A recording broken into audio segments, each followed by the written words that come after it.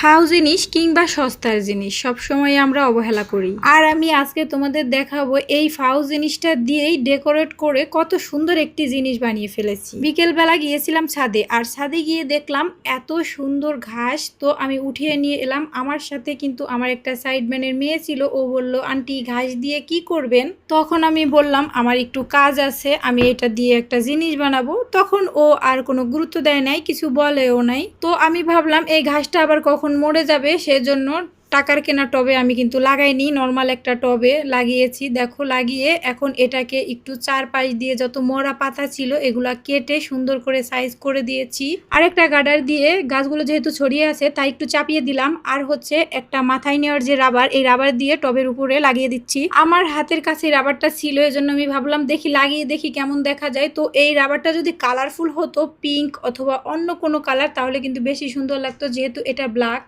এই যে আমার গাছের ফাইনাল লুক, দেখো দেখে কি মনে হচ্ছে এটা আমি ফাও পেয়েছি অথবা কুড়িয়ে পেয়েছি? এটা দেখে মনে হচ্ছে না অনেক টাকা দিয়ে কিনে এনেছি?